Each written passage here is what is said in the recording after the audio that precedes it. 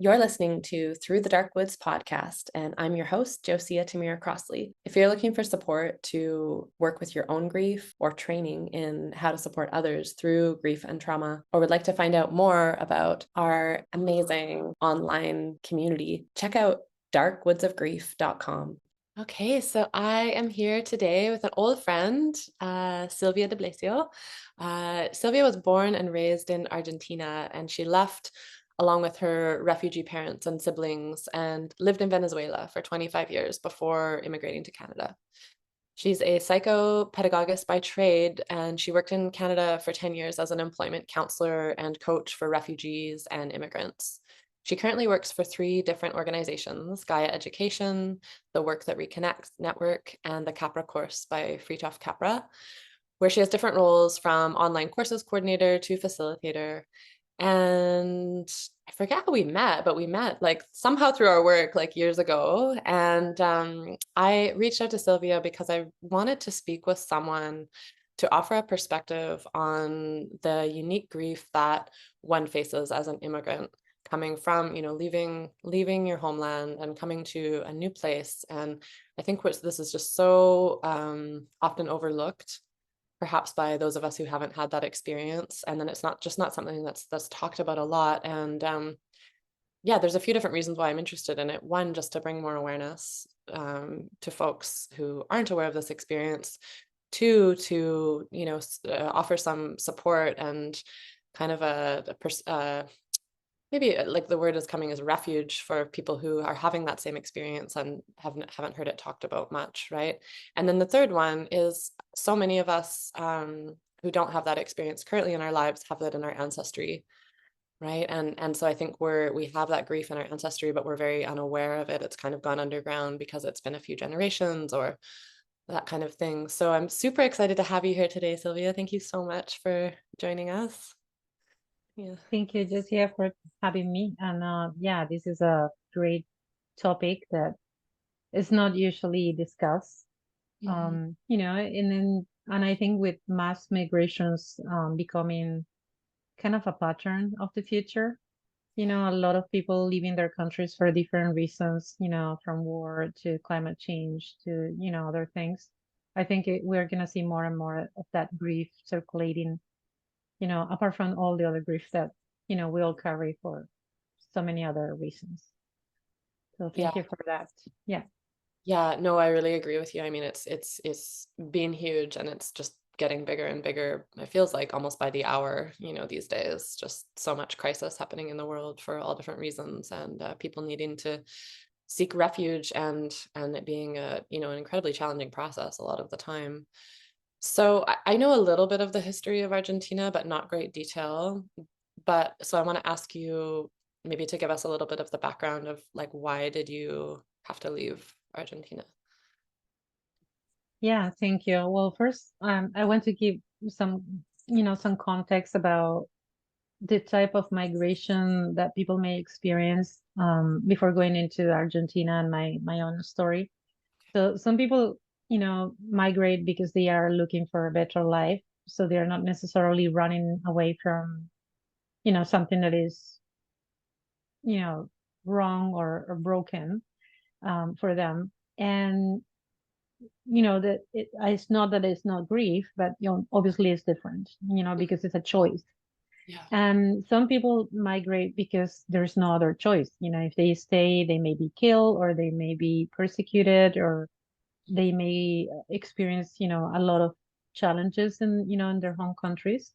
Yeah. So that's a different type of grief, obviously. So now going back to your question, Argentina, same as many other countries in Latin America, had experienced a lot of coup d'etat, like when the military take the power, because usually there is some situation that they think that they're going to fix, or some part of the population think that that is going to be the fix of the situation, putting somebody by force.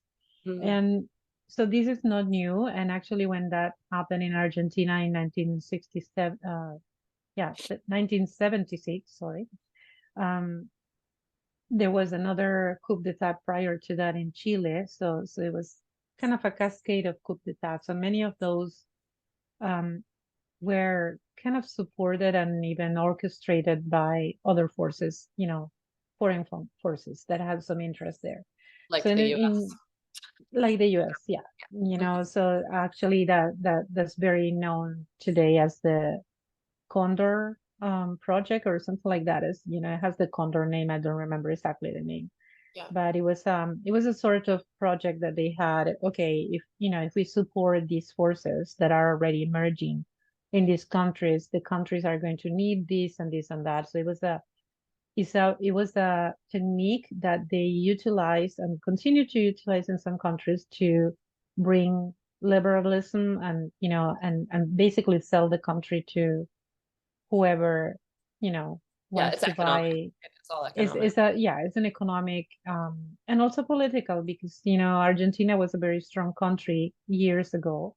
During the Second War was called the Granero del Mundo, which translates some kind of the place where everybody was going for meat and for food, because was kind of the only functioning country during the World War II that could produce what Europe needed, because Europe was completely destroyed by the war, right? So Argentina got a lot of money, and was super powerful, and that was the time, and even before that, when Argentina became a country that was in many ways mimicking, the architecture and the organizations, the structure, everything mimicking what was in Europe already, right? So it was considered an advanced country in Latin America. But by 1976, that changed. I'm not going to go into the whole history and politics, but what happened was that this government, this military government that came in, was really aggressive, and specifically aggressive to those who oppose their worldview, and specifically to what they call the communists. And I say what they call because some of them were communists and some of them were just liberal people who wanted a different way, for their children, for their families.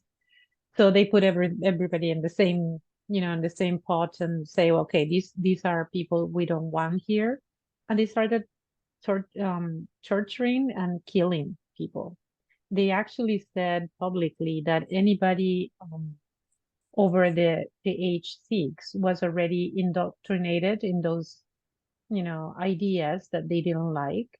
So anybody above age of 6 will need to, go, same as their parents and any other part of the family. And what they did was that anybody below the age of 6, they actually kidnapped these kids and send them, some of them to families who wanted children in the elites, and some of them outside of Argentina. That caused a huge, how to say that, it's a wound that I don't know, it's gonna take hundreds of years to heal for Argentinians, because even today there are people who don't know who their parents, are, or people who know who their parents are because of the DNA and all the other things that, and there are organizations right now helping people who were kidnapped at that time when they were babies, their parents killed, and trying to put them together with at least the grandmas or, any other part of the family. But the families are broken. And that's when as a result of that, of what happened in Argentina, not just a lot of people were brutally killed and tortured, or we call it desaparecidos, so the people who disappear, because for many years nobody knew what happened to them until things started to emerge. There was a lot of fear, a lot of anger, but mostly fear in families. I actually had to stay behind. I couldn't travel with my mom. My mom had to change her identity even physically, to get out of the country because she was in the list, in the blacklist. So she went away with my siblings. I stay, in the country because they couldn't find my father to give the authorization. I was from a different father. Okay. So I traveled 3 years after that. So I actually lived through the things that happened after my mom left. Wow. The continuous fear of telling your real name or saying who you are, not knowing where your parents are, not knowing what is going to happen to you, and I had to leave. I was, when she left, I was 10. So I lived the most important years in a woman. Yeah. I lived those with my grandma, who was not necessarily prepared to, and she was scared as well, and had a lot of issues around what was going to happen to her daughter, and so it was a lot of those things around me until I finally could go to Venezuela. I hated Venezuela, but not because Venezuela was something bad or anything. It was because I didn't choose. I Yeah. didn't, as a child, that was not my choice. I didn't want to leave my country. Yeah. I wanted to see my mom and my siblings, but I didn't want to leave my country and my grandma. And so that's basically the picture of what happened at that time. I carry a sort of guilt, which I have been told by other Argentinians that carry more or less the same, which is the survivor guilt, feeling that, oh, you know, some of my friends didn't survive, or some of my friends' parents didn't survive. So I'm kind of carry that, and I don't know what to do with that, to be honest. And I mean, I mentally I know, but emotionally is sometimes emerges when in my worst moments that emerges again, Yeah. right? Yeah. Well, it's definitely a form of trauma, right? Heavy trauma. Like, absolutely. Yeah. Wow. Yeah. I think I'm like just now like fully receiving the story of what happened there. I had some ideas, but just to hear it from you and hear your personal experience, it's like the weight of it is landing with me, Mm. and I'm sure also with our listeners. And yeah, I just want to say that I'm so sorry that you went through that and that happened, and also that I know it's such a common experience in the world today. So many people have lived a similar story. So thank you for sharing, the courage to share. Yeah, yeah, no problem. Yeah. So you went to Venezuela and then you were there for 25 years. And is that you met your husband in Venezuela, yes? Yeah, I met my husband there, married there, had my children there. So, but I always carry this thing that Venezuela wasn't my choice. My mom came back to Argentina with my siblings, which they were all younger than me. So she Okay. came back to Argentina once the situation kind of Shifted. improved, or yeah, changed into a democracy. It was very difficult for her, very difficult for my siblings. I decided not to come back because I was hurt. It was weird because the thing that I most wanted in my teenage years that I remember was to come back to Argentina. So when this door opened and I could come back, I didn't want to. Is Ah, is is a weird thing, it's partially because of the relationship with my mom was already broken because of all this trauma. It was very difficult. So I was 17 and I decided to stay all by mhm. myself in Venezuela with nobody, no family, no friends, nothing. Wow. But for me, that was a better choice at that time than coming back to Argentina with my mom. And in many ways, I think that I made the right choice, Mhm. because my siblings and my mom, you know, they they went to an Argentina that was broken, very broken. So the opportunities were really low. Um, and they have stayed as, in poverty since they came back. And yeah, and that's another guilt that I carry, but in a way I have um, acknowledged and embraced that guilt, being now the supporter financially of my family back home, Mm-hmm. um, because I'm the only one who's, you know, mm, in a better situation financially to help, which is a good thing, right? So in everything, there's good and bad things. I don't know. I don't know how to say, but and it will be really bad to say that the coup d'etat was it was never a good thing. But in a way, going through all that situation, I think that it shaped me in the ways that I'm right now, and it makes me understand much better the situation with other people. It makes me even less um like, I love my country, but I'm not attached to that, like other people that is my country, and it's I'm not attached. I'm more attached to the earth as a whole, Yeah. right? Than to a country as a national thing, like, Yeah. as an identity or something like that. Yeah. Yeah. Yeah. Which in a way is a more real connection, to be connected directly to the earth and the land where you are.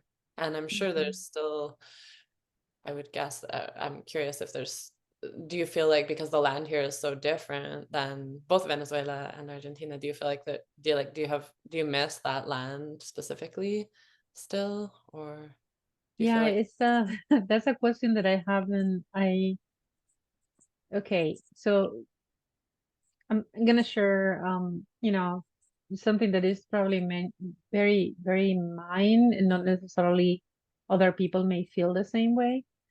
Um, but it's funny, but Canada, and specifically British Columbia, in many ways resembles, the south of Argentina. I wasn't born in Buenos Aires, which is the capital. I was born in Bahia Blanca. That city is called the door to the Patagonia, right? And the Patagonia and British Columbia had many resemblances, and not in all the landscapes. People think that Patagonia is just one landscape, and it's not. It's many. But there is a part of Patagonia that is very similar to British Columbia in the type of trees or forests, in, mm, uh, in the type of uh, the climate, right? mhm, There is a lot of water there. The difference is that, in the part that I'm referring to is more lakes, and rivers, and not so much because it's close to the Andes and not close to the sea, right?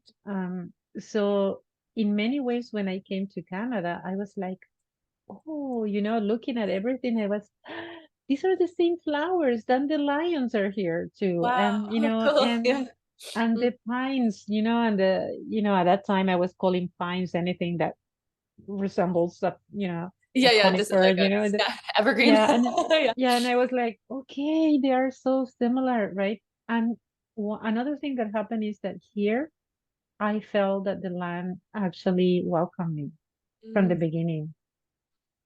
mm, It was a feeling that I'm home, I'm mm, safe, and this land is so beautiful and so welcoming. While in Venezuela, I didn't feel that, but I think it has nothing to do with the land. The landscape was very different in Venezuela because it's a Caribbean country, so the climate is different.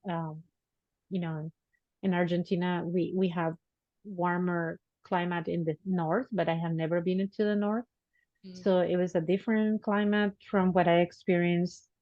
It was a different vegetation. It's more, you know, yeah, it's more Caribbean. It has a lot of, ocean and, you know, heat and all that. And the people are a little bit different, more Caribbean style, more fun and, yeah, smiles and yeah. yeah.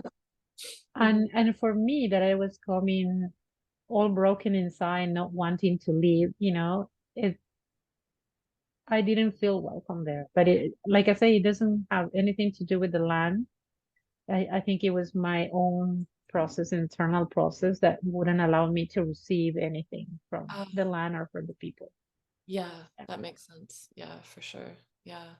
Yeah, that's so interesting. I really resonate with like because my ancestors I've never been back to Ireland and England, but my ancestry primarily from there, and there is a sense of like when I'm in certain places here, like particularly on Salt Spring where there's, you know, the rolling fields and like I get this feeling like I'm like, oh, this is like somehow familiar to me, and I feel like simultaneously grief but also comfortable in those.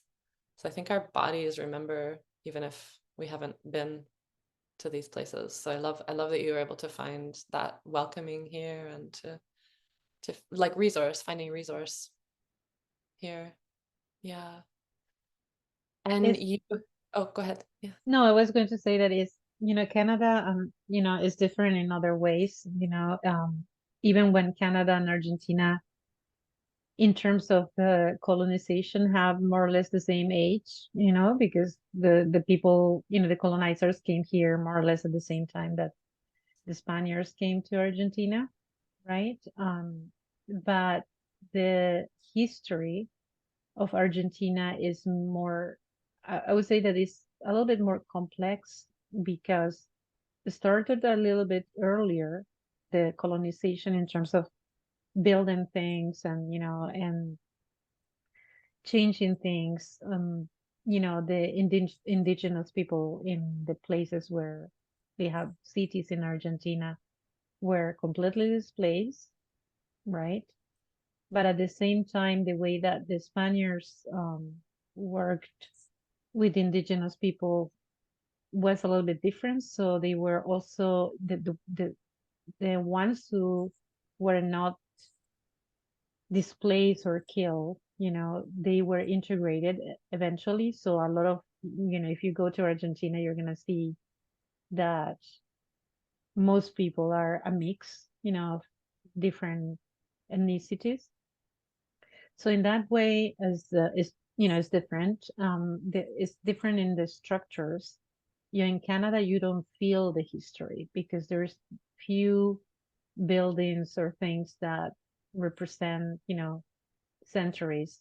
But in Argentina, you do, and it's very heavy. Argentina has the just giving you an idea. The buildings were built resembling those in Paris, in France, and so the architecture in Argentina is very similar to the European architecture. So in some places you feel that, where am I? Am I in Buenos Aires, or am I in Paris, or any other European city? The other thing is that um, things like the metro, the equivalent to the SkyTrain here, you know, is the first one in the whole America, Oh, wow. and so the first time that I came back to Argentina, I actually sat in the same, you know, how do you call that? The same seats and the same structures where people had sat in 1905, Um, so it's yeah. crazy. More So somewhere. you feel it, yeah. So you feel the history everywhere because the materials that they use to build the things are more durable, so they stay for longer. In Canada, there's a lot of wood use, right? There is a lot of stone, and so you feel that. So that's something that is both um it's confusing for somebody who comes from a lot of history that kind of wakes on you Mm, when you come to Canada, but at the same time it's liberating. It's like, oh, you know, and that it's history in Canada. Obviously, that indigenous people have been here for centuries, but it's the feeling of actually seeing it, the seeing the structure, seeing you know, the things there, the structures in front of you, but not seeing those here, it feels both that you are not contained, mm, and at the same time it's a freedom. mm, So if you're in a good day, you say, oh, I can do anything here because it's kind of open, right? But in a bad day, you feel that there's no container, there's no history, there's nothing to back you up, right? So it feels that's another type of grief. Yeah. Yeah. Yeah, makes sense. Yeah. Wow. And you've worked for 10 years as a employment counselor and a coach for refugees and immigrants. And so did you see like a lot of kind of similar stories but from different places, or what did you I'm curious about what you saw and learned, and then also how your experience kind of helped you in that work.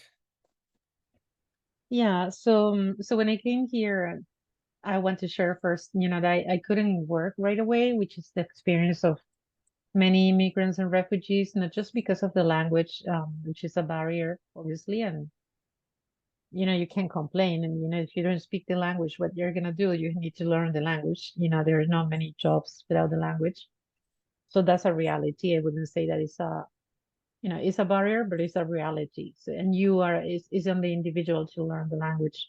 Nobody has you know, nobody owns you that that the language is not your language. But that was one of the things. I also was a mother of two small children, so it was very difficult to find that here there are not support systems like I had in Venezuela. There is very easy to find, daycare, but also to have family around to care for the children. Daycare there is a very high quality daycare and very cheap at the same time. And here was the opposite. Yeah, exactly. It's very, very expensive.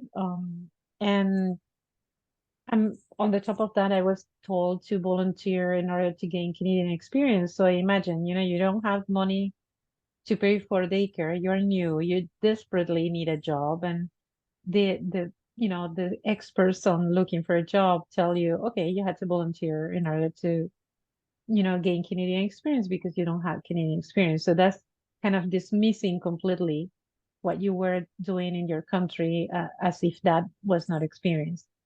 So from that experience, I started to learn, and it's okay. I cannot do what I was doing there. I was teaching there.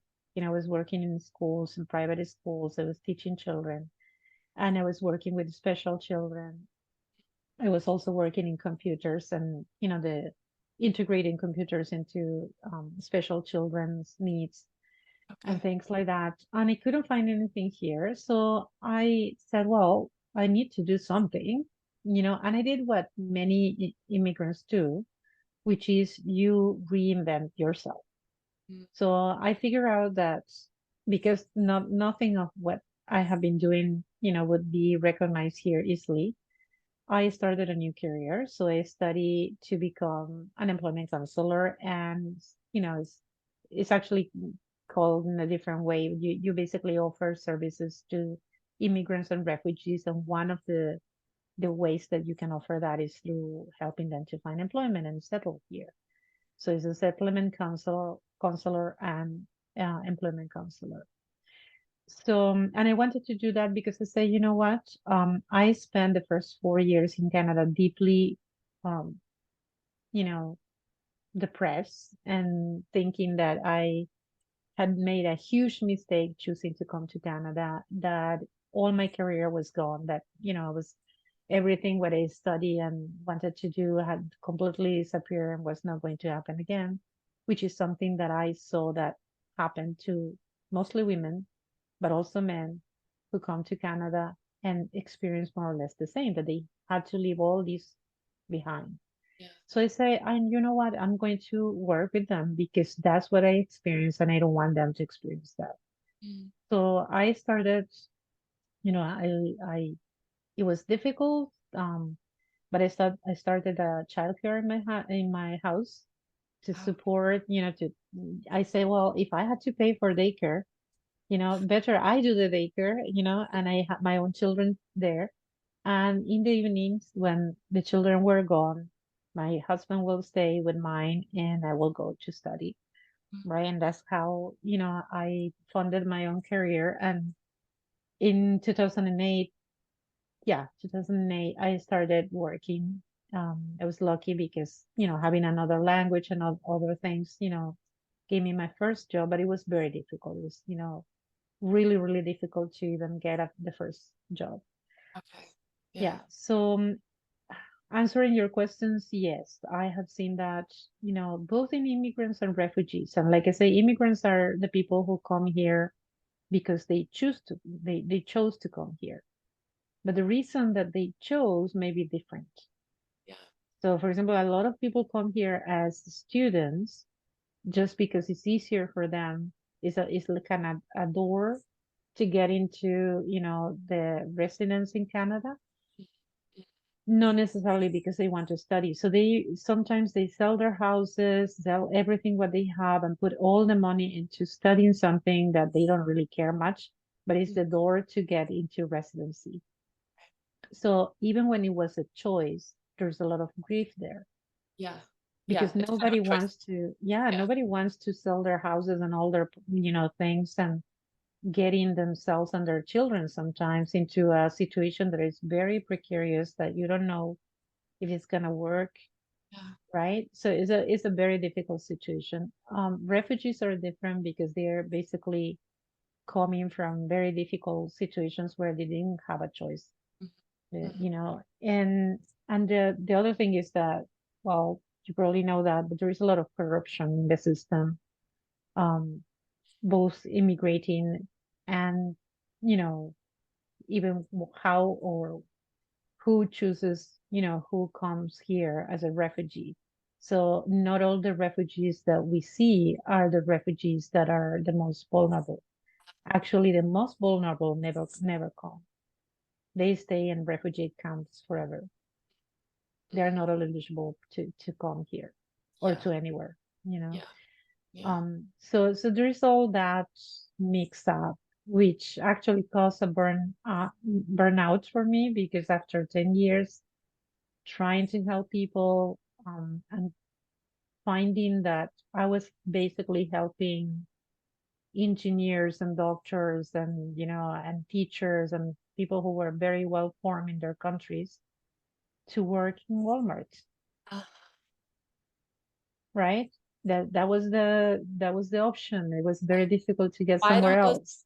why don't those skills, like, what is happening that those skills aren't There allowed to is a mismatch. There is a mismatch between what the government says that, Canada needs, and what actually is needed. And there is a mismatch because there is a lot of, many employers don't have the education or the skills or the tools to receive people from other cultures, so they are scared of receiving somebody and not, and having a mismatch. And I completely understand, that sometimes, you have a business and you don't know if this is going to work because you already have people, and you don't know if this nationality goes well with this nationality, which happens sometimes, right? um, and there's the barriers of the language, the barriers of, well, the ways that they were doing that in their countries are different from the ways here, but there's not much help, that actually shares with them, okay, how are the ways here? It's not just volunteer, because you can volunteer for everything. You can volunteer as a doctor. Yeah. Yeah. You can go and volunteer as a doctor to show and see and learn how the things are here. And doctors actually is the one of the longest or more expensive ways, pathways, sorry, to from your experience. So a doctor with 20 years of experience in their country comes here and needs to wait 6 years, 8 years sometimes to actually become a doctor, right? And has to pay a lot of courses that they are forced to take again. They had to do the residency, which is kind of what a recent graduate does, and the most residencies are in very rural areas, that nobody wants to go there. So and that is just one profession. If I start telling you all the other professions, you start crying. But yeah, but that's part of the Yeah. grief of losing a career, having your experience completely dismissed, Mhm. right? Your language doesn't work anymore here. The flavors of the things, even if you can buy the things from, your culture, the flavors are different. If you're lucky that you find the things from your country, then not just that you have to pay a lot of money, but also if you are aware, then you have the guilt that travels so long, from your country here. So, oh my, I'm eating plantain, but the plantain comes from this country and causes a lot of devastation. And I'm like, oh my God, all Yeah. those things. So there, all those are the things that I heard and also experienced Uh-huh. from immigrants. Yeah. Yeah. Yeah. Wow. Okay, so I guess I'm curious, like now I'm like, wow, it's like so much to live through, and yet I see people like you and many people who make a beautiful life out of it, and I wouldn't know their story. I wouldn't know all of that they've been through because they do such an incredible job of making a beautiful life out of it. So what do you think are the skills of resilience, or what have you found that, what have you had to do, and what has worked for you to, create the beautiful life that you have, really? And I know, of course, there's still struggles, but what has worked for you, and what have you seen other people who actually like manage to find some form of thriving through that, or do you see that ever? Yeah. Yeah. Well, not everybody flourishes, right? A lot of people. Actually, there are statistics. I don't have them right now on the top of my mind, but there are statistics of how many people actually stay and how many people, come back. And a lot of people come back to their countries for different reasons, including financial, or health, for example, because the healthcare here is very, the system is broken. So they prefer to go to their own countries to do all the things. We actually had a workshop when I was working with immigrants about what happened to couples and families.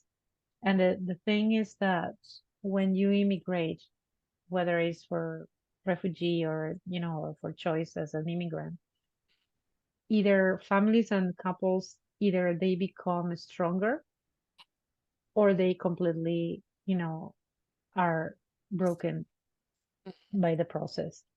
And Yeah. I think that that's obviously, that has to do a lot with how they were before coming to here. But I think also has to be with the resilience skills that you're mentioning. There are many factors.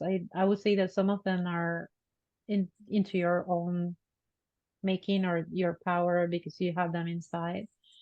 And a lot of people um, find the resilience in their own communities and, having their mosque or their church or you know, their temple or just their groups, even if they don't practice anything, having a group where they meet and they share food, they share stories, they share, you know, festivities and things that are common to their culture or their language. That's one of the things that I have seen that, creates a lot of resilience, not necessarily my case, um, because there are not many Argentinians here, and at least they were not when I came, and not many Venezuelans either. But also because I'm not very social. So I'm not the type of person that, goes to I went to a lot of meetings when my children were younger, but eventually it's not my it's not where I find, right, Yeah. Yeah.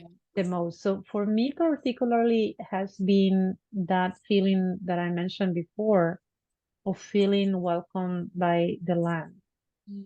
I actually started to look, where do I belong? And I started to approach different groups that were calling me beyond my nationality, beyond my language, beyond, any identity, cultural or otherwise. were calling more my humanity, were Mm, calling more my connection with life.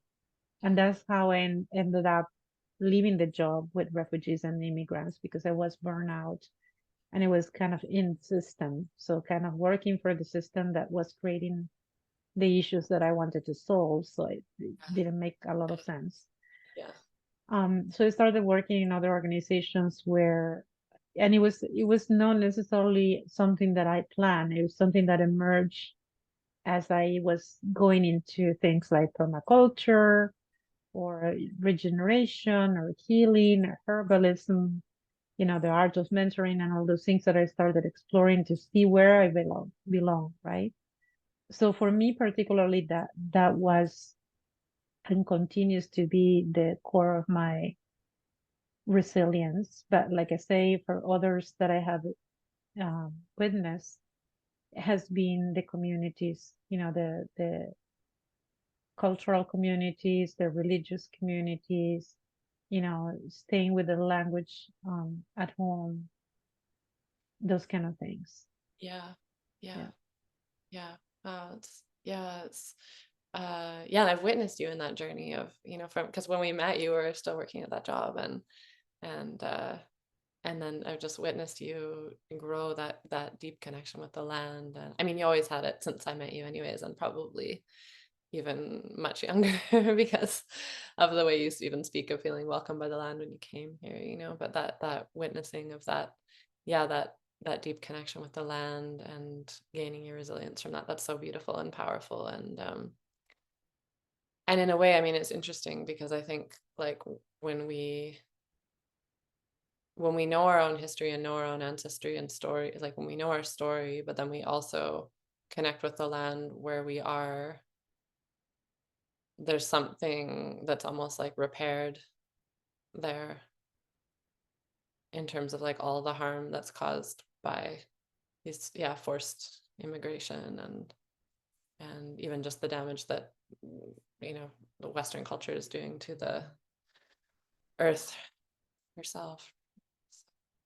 Yeah. And there's something that I usually discuss when my children, we have spoken about that, because they're Venezuelans. So for them, their belonging and their longing is different from mine. They long for something that I don't, because I'm from Argentina. My husband is from Venezuela. They are from Venezuela, and those kind of things. And one thing that I always share with them is that once you are a refugee, you're never stopping being a refugee. Once you're an immigrant, you never stop being an immigrant. Even when you are received by the land and by the people. And to be honest, I have no bad experiences in Canada in many ways. I don't have bad experiences like the ones that I have seen, other, or I have been told by other immigrants to have here. Um, I have experienced some discrimination, but it has been not the center. And probably that has to be with the fact that I'm white, and blue eyes. So it's kind of like I can blend, at Yeah. least physically, with um, so but one thing that you carry all the time is that um I wouldn't say identity is something different from identity. It's like once you are broken or separated from the place where you belong, the place where you were born, and the history of your family, and remembering, like you say before, that the family that was my family in Argentina came, from Italy and Spain. So it's not necessarily that was all, you know, Yeah. in Argentina. Mhm. I mean, it has centuries in Argentina, but Yeah. you carry that in your DNA. You carry the pain from those other immigrants that come before you. Um, but the thing is, as an individual, you are separated from that first land, from that first culture.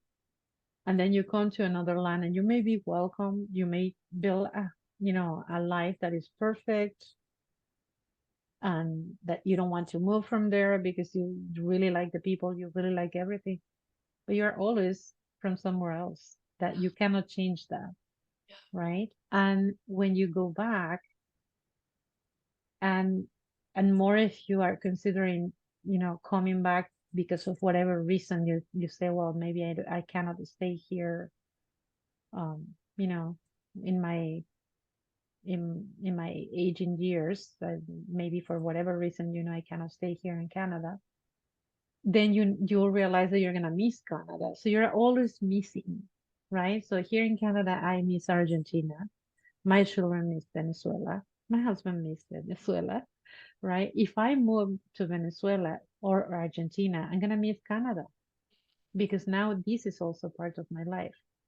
So that longing is going to be there forever. It's, once you break, there's no way to fix it. There's no way to say, well, now you're Canadian and nothing is happening. No, you carry that, Yeah. right? So Mm, yeah, I don't think there is a solution for that. no. Um, Yeah. it's Mm-hmm. just something that you have to carry. It's the grief that you carry. Yeah. Yeah. Yeah. And you walk with it. Yeah. We have friends in Gaza, and they say, like, I mean, it's very difficult to, as you may know, it's very difficult to leave Gaza right now, almost impossible, like $5,000 a person to get across the border into Egypt. Mm. But also they say, like, our one friend, Mahmoud, he said, like, if I leave Palestine, then I'm forever we're going to be forever refugees. So he Yeah. said he would rather die than leave, you know, and it's like Mm. that depth of Mm. connection, the land, of someone whose ancestry has been there like thousands and thousands of years, and like witnessing what they have there. It's like just through witnessing and becoming closer with them, it's been like, wow, like that's what we're missing, all of us who have come Mm-hmm. from somewhere else or whose ancestors have come from somewhere else, like that Yeah. depth of connection is so profound. And I think many of us will never even know that, and so we just have to walk with the grief of that absence. Yeah. And the thing is that if you come back, like, your friend, when they choose to not leave, it's probably because they know that when you come back, the place is not the same and you are not the same. So even if you are able to come back, the place is not going to receive you the same way that, you were accepted. I mean, when you were born there, you were accepted by default, let's say, right? By the culture and by the land. But once you come back, you are a completely different person now. So you're going to see the things with other eyes, and the things are going to be also different because the things have changed. All this time that you were away, things have changed. I grieve when I say, oh, I really miss, Argentina. And people say, Silvia, the Argentina you miss doesn't exist anymore. That Argentina from the 70s is not there anymore. And if you think it's normal, that applies to any place. If you leave a place for so long, obviously that place is not going to be the same. It's going to change. And it's kind of the normal thing of life that, things change and humans have moved or forced to be moved for, all the time for centuries. And I think we all carry that. We all carry that in our DNA that we, and that's what I try to think when I feel a lot of pain about place, right? Or about culture, is remembering that we have been moving since the moment that we were humans for the first time and open the eyes that so we have been moving. We have been moving because the climate has changed in the past, because the icebergs have covered the earth and then now, and or because of famines or many different challenges that we experience as humans in the past, we always have been moving from one place to the other. Now the migration is massive, and now there's more complexity, than before. And the other thing is that before we were moving as groups. We were not moving as families or as an individual. Yes, It was exactly. very rare, that even when people came from Europe to Turtle Island, when they moved here and they were, they were moving because of a need, like from Ireland or other places that were really starving and coming here to look for, a new life and food. They were coming in groups most, and they were coming into groups as well. So they were settled in little places, like all the Irish together, all the Italians together, all the Spaniards together. But now we see these individual, you know, Very families and individual family, people, one family. Yeah, yeah. right? So you're losing that connection. And like I say, the only connection that we really have at the end of the day is with the earth. Is the only thing that hasn't moved. We haven't gone to another planet, Mm-hmm. right? We are Not still yet, here. thank No, God. yeah, no, no, please. Yeah, exactly. Uh, No, please. yeah, I'm Yeah.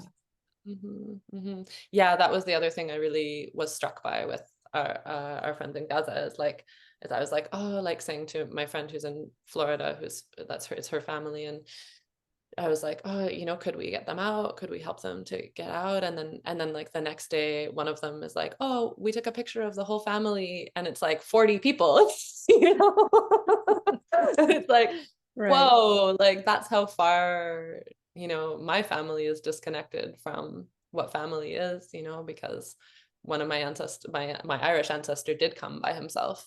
He was Mm, probably, at the time of the Irish genocide, the potato famine, it was one person often coming and who right. survived the whole family. And so that's my lineage is already from, 100 years ago, that one, that individuation. And we're so far from that. Those of us who've been Hmm. here a while, it's quite like we don't even know what we've lost often, I think, you Yeah. know. Yeah. So yeah. Thank you so much for sharing your story. I think it's just so, I think it's helpful because it starts to help us piece together, to recognize like, well, one, just the empathy of like, wow, like even though I've known you for so long, I didn't know the details Mm, of like what you've been through, and then also just to really understand the global situation, our personal place in it, like to really understand what we have lost and the grief that really we're mhm. all walking with and need to acknowledge and recognize as being a part of humanity at this time. So thank you so Yeah. much. Yeah. Yeah. No, thank you for providing this space and share. And I would say that, for anybody who wants to, you know, anybody who wants to know, okay, what can we do? I would say, listen to the stories of the people and allow them to tell the stories. Mhm. Yeah, Yeah. Yeah, just hearing the story is helpful, you think? Just have it. Yeah. it does. Yeah, it is. It Yeah. is. Because Yeah. a lot of people come here and it's kind of like do, find a job, find a house, find this, but there's never that space where okay, let's settle and let's have somebody to actually listen to the story and how it is for me, to move from one place to the other. Sometimes they don't listen to their own stories. Yeah, because as you say the do, it's like we start to lose our humanity in that, survival functioning, right? We start to lose that depth and that humanity. And when we can settle into the story, it just feels so profound and so connective. Like I feel so much more connected to you now that I know this part of your story also, or really your story. Yeah. So Thank you. thank you so much. And yeah, you are working with the Work That Reconnects Network, Gaia Education, and the Capra Course by Fritjof Capra, which are all incredible organizations to check out. Particularly, I'm not so familiar with the Capra course, but I know the Work That Reconnects, as you know, is part of my work as well. The Truth Mandala comes from Joanna Macy, and Gaia Education as well. Do you want to say just a little bit about, because I know that this is the work that you do now that like actually helps people get connected to that primary mother, right? Our primary connection with the earth. Yeah. Well, the three jobs emerged from my concern, for the things that were happening in the world. Like I say, I didn't look for them. They kind of came to me because I started as a student first, and that's how I found them. So I'm going to start with the one that you are not so familiar with, and it's Fritjof Capra. Fritjof Capra wrote a book many years ago, about 50 years ago or 40 years ago, called The Turning Point. And he's a physicist. But he comes with this vision of when the physics, the science, that started to change, as a result of the encounter with the Eastern ideas, and philosophies. And he actually left physics and started writing these books and exploring what is called systems thinking. So he's one of the major authors who have, explored and wrote about and teaching about system thinking, right? Which is actually one of the bases of the world that reconnects, the recognizing that everything is a system and recognizing how systems interact. So I took the Capra course with him in 2016, the first time that he launched as an online course.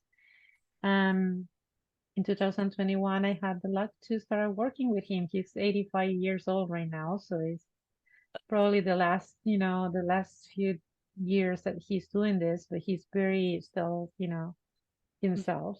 So for me, it's it's such an honor to work with him on this course. So it's very connected. So I am really, really privileged that my three jobs, Gaia Education is also, the courses are on awareness and also tools how to make change in the world. And while you're familiar with the Work That Reconnects, so the three institutions are both run in a way that represents, like, walks the talk, of what they are teaching or spreading in the world. So for me, working for these three organizations is such a, it's such a privilege. And sometimes I am really working for them. Right? And I'm also working from home, which means that, I have this flexibility of meeting with you right now in the middle of the day, in a Friday. Yeah, so I kind of crafted this for myself because I wanted something like that, but at the same time it emerged. So I think that thing of, follow your dreams and, and really go into the things that you want, and the things that you believe, in many ways really manifest opportunities.